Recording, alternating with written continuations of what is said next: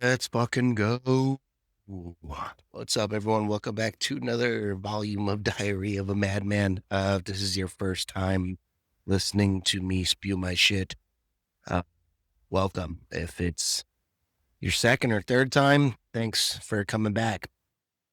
Uh, Look, let's start right off with shit that originally pissed me off today. People who don't know how to operate or drive the fucking vehicle in a traffic circle or a roundabout, depending on where you're from. It's not that fucking hard. Um, but I mean,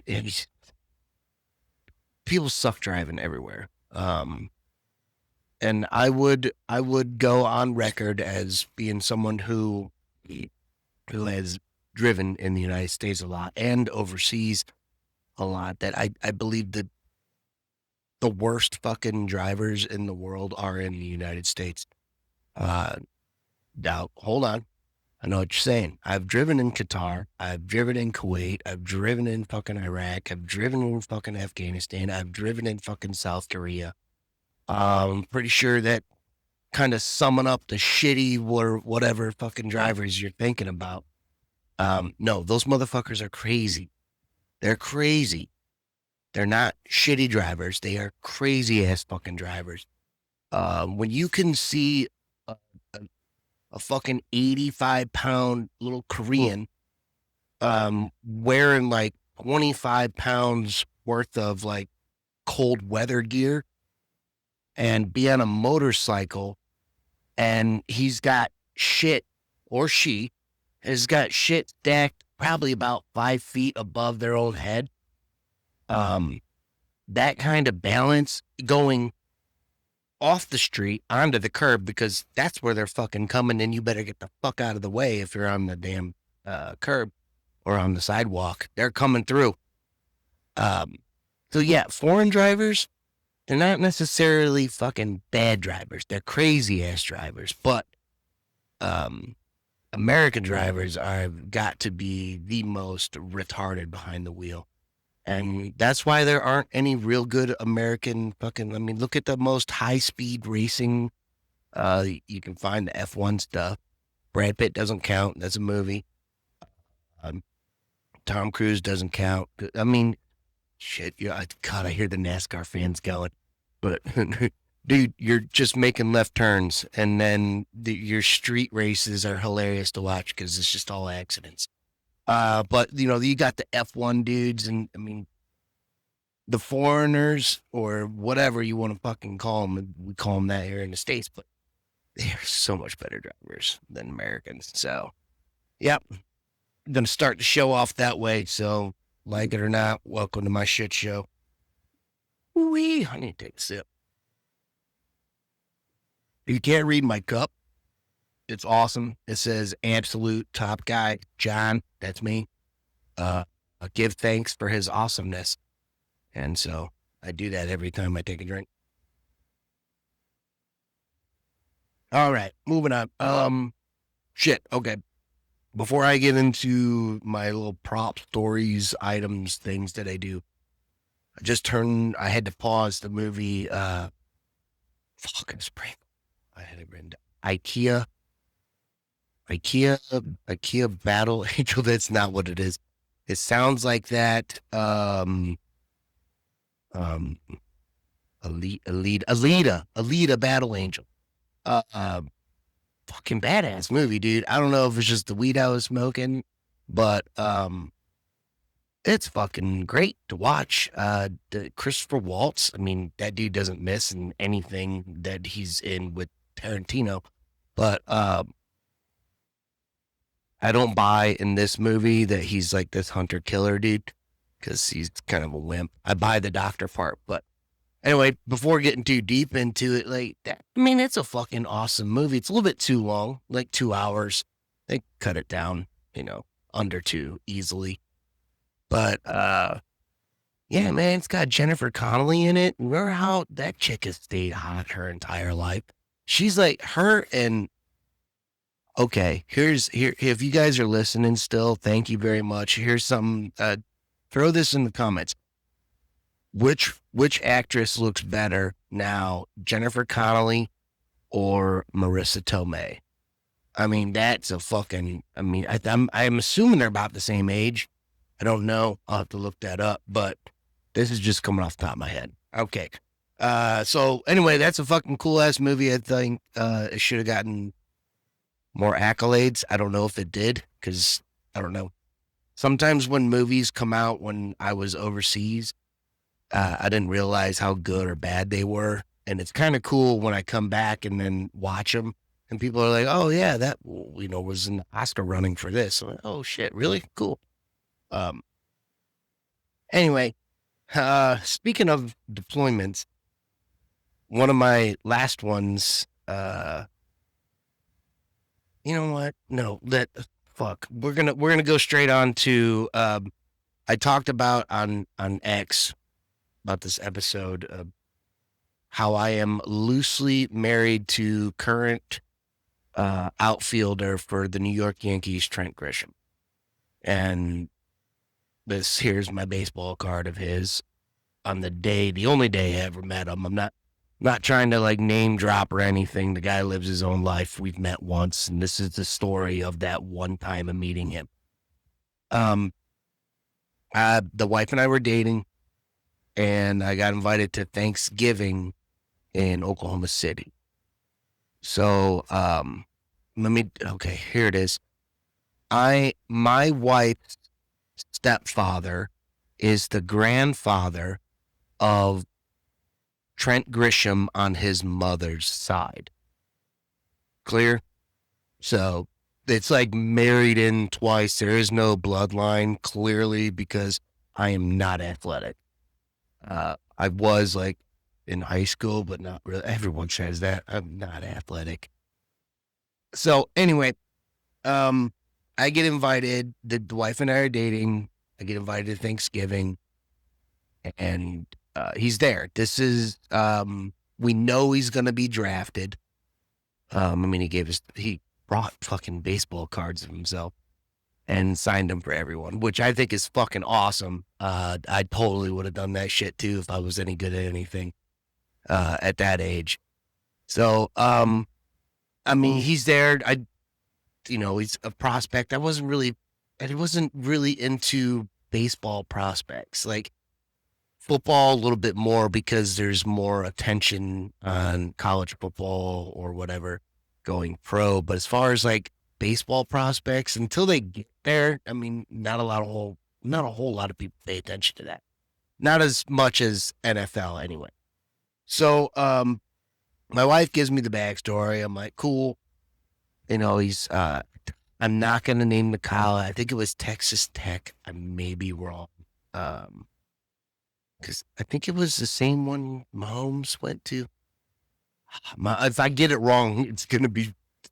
Let me know in the comments. Anyway, when I met him, he went under the name Trenton Clark. It was his father's name. Anyway, that's his story to tell. But it was super cool meeting the kid, and I call him a kid because that's what he was. And it's when you meet an athlete, because I mean they are. I mean, for one, they're in shape. I mean, I met Randall McDaniel. If you're a football fan of the Minnesota Vikings, in a elevator in St. Paul, Minnesota once, because I was there for a National Catholic Youth Conference. What's up, 98? And then everyone's trying to leave the hotel at the same time. We found a service elevator where like they do the laundry and shit. Probably the only reason why this guy's riding that elevator is because he's so goddamn big. This thing opens up, we get in it. Well, he's not in there yet. And I think we go down or up a floor. It doesn't matter. And then the doors open, and I think there was 3 of them, but he was the biggest motherfucker I have ever seen, like, standing next to. And I didn't know who he was, but some other dude in the elevator did. And he was like, shook his hand. You're Randall McDaniel. And I was like, I don't know. I'm a Bears fan at the time. Now I'm a Fins fan. Go Fins. So anyway, that was a quick story about that. So I meet Trent. Great kid, dude. I mean, we played basketball. I sucked at basketball because, look, I'm the youngest of 9 kids. I got 4 older brothers. I'm 5'7" on a good day. And I could not shoot. I mean, I had to learn how to shoot. Like, I think it was Horace Grant. He used to shoot from like the top of his fucking head kind of thing. And that's the way I learned how to shoot. So it was horribly funny to watch. So anyway, and Trent has a very particular type of grip on the bat. And I believe there's a story. If you probably look at it as stats. When he got drafted by the Brewers, and they tried to change his grip, and it started affecting his batting average and swinging. So they just told him to go back to what he's doing, and now he's doing pretty well because I mean he went from the Brewers to the Padres, and now he's with the Yanks, and the Yanks got him. And I mean, if the Yanks keep you, I mean that means you're worth it because it's the fucking New York Yankees, man. They're gonna pay people to win championships. It's what they do. So anyway, that's my quick little story on how I'm very loosely based. Um, story on how I am in the family of Trent Grisham, but not. All right. Okay. Moving on. I was talking about fucking deployment shit earlier. So, my last fucking deployment, my last 3 actually were to Qatar. I did a total of like a year and a half there because of the unit I was in. We'll get to this paper here in a second. They used to do, these gifts where you would do a 6-month fucking rotation. If that, I think I did full on whatever 3 months. I don't know. I forget what it was, but the unit would buy you this gift as like a going away thing, like hey thanks, and then they give you an award too, which it didn't mean shit. But I found it funny that they did this, and they had to stop it because it was considered what's it when you like shit on someone else's religion? They were doing that. These are Muslim prayer rugs. There we go. I got it. And they're like mini ones, right? And they were buying these and ditching in our unit patches, our patch, and then putting your name and rank on it and giving it away as a gift on the way out. I still got it, you fuckers.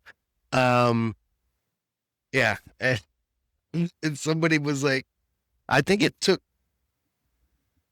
Oh, my glasses dropped. I need to get those here in a sec. It took somebody to be like, hey, you guys know that's really not appropriate. And yeah, it wasn't, but so they stopped, and I never got rid of mine because it's fucking cool, man. It's actually really kind of nice. This Qatari whatever, Qatari rug. And, they make the religious stuff really good, I would assume. So, hi, excuse me. Let me clear my throat. I found this book, this little notepad. There's not many pages left in it, but at the same time, I found this rug, and it was, I was deployed to Qatar, and it was my 19th year in the Army. It was my anniversary. And I had already, I set it up perfectly. I was like, I got 1 year left. 1 year out, you can drop your retirement paperwork. They lock you in so you can't fucking move. I was like, we love living where we live.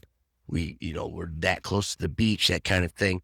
We can start working on other things while I'm, processing retirement. So I'm downrange, and I think this what I wrote became a Facebook post, but I don't know if it was. I think I edited it. How do you say that?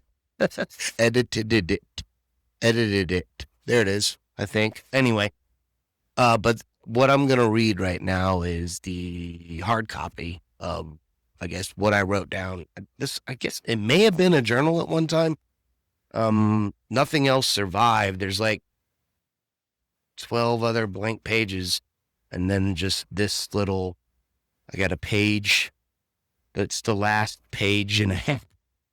Uh, so I'm gonna end the episode like this, reading what I wrote on my 19th anniversary of being in the Army while currently deployed to Qatar. Here we go. Oh, I need to take a drink. I hate to do that to you. Sorry. All right. Here we go. 19 years ago today, I enlisted in the U.S. Army. Wow. 19 years. Before I joined, I was just a stupid kid who, thanks to my parents' love and hard work, was afforded just about every opportunity to succeed in life. But I was dumb and extremely stubborn. About the only thing I knew was good.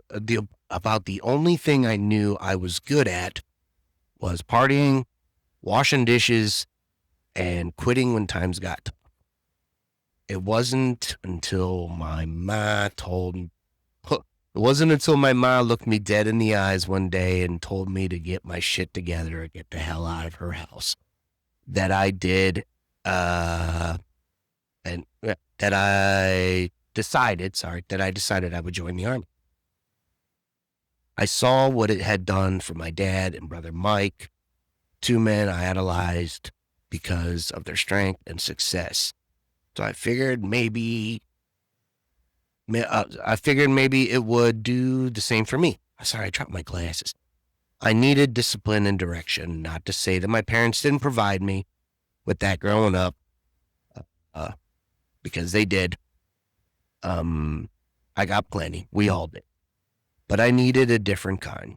Next thing I knew, I was sitting in my parents' front room, mom, dad, my brother Billy, friends, Sean and Darren, there with me,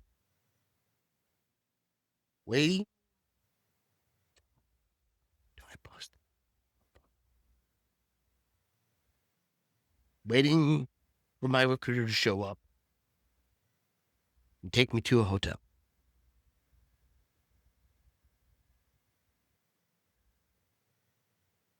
We're almost through this. Um,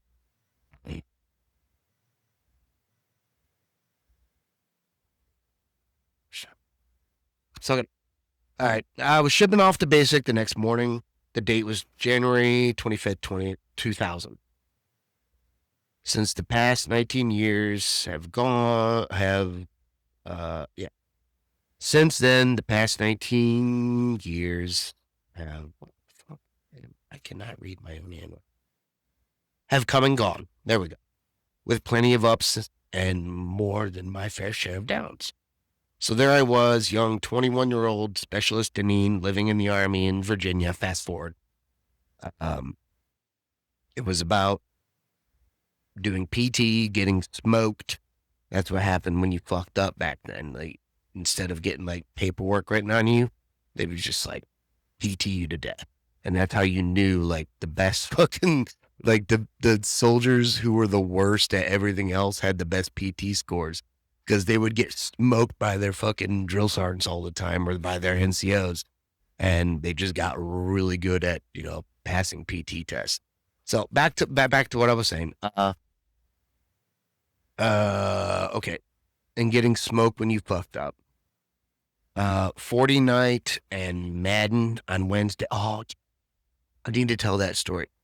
We used to ground up our change on Wednesday night because the next morning was sergeant's time training. And you knew you didn't have to do PT. So you could fucking just stay up all night and get drunk because you knew you're just going to go like put on camo and do some training bullshit in the field. So we would go to the class 6 with whatever change we had, and we buy 40s.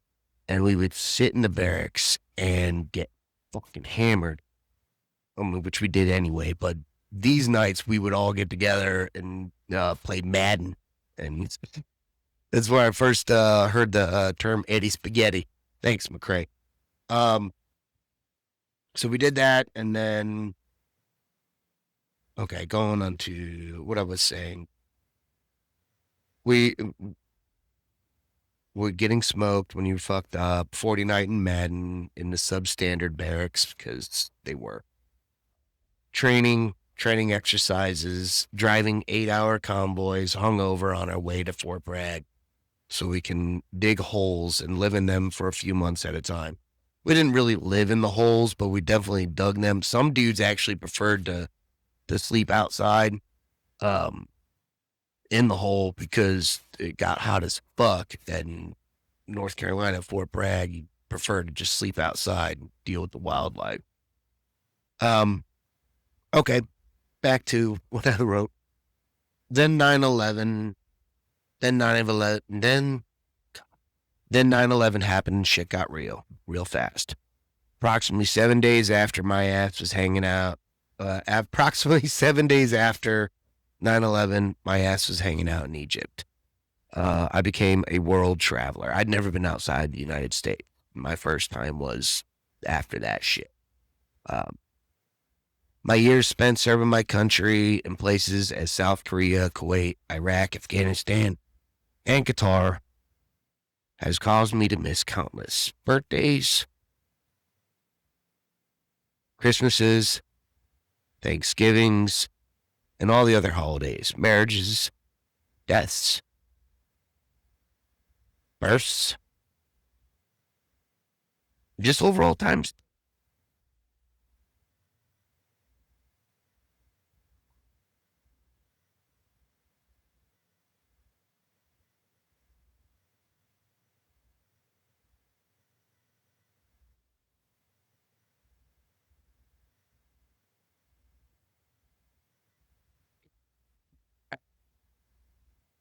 My friends, and myself.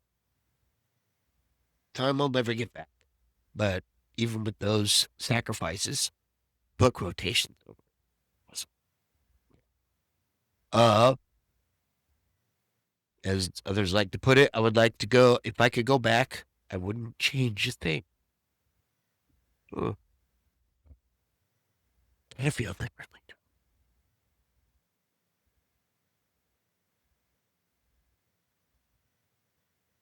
I am who I am right now because of all that bullshit. And I like me.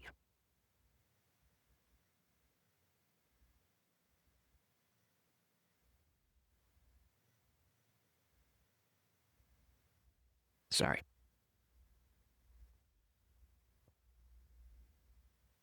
I wasn't the greatest soldier or NCO these past 19 years.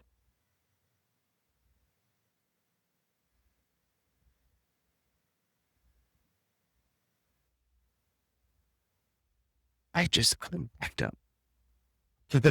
But I'm definitely a better man, a stronger man, because of my experiences, and I owe that to the Army. So, in conclusion, to paraphrase the Grateful Dead, what a long, strange trip it has been. 19 years down, one to go.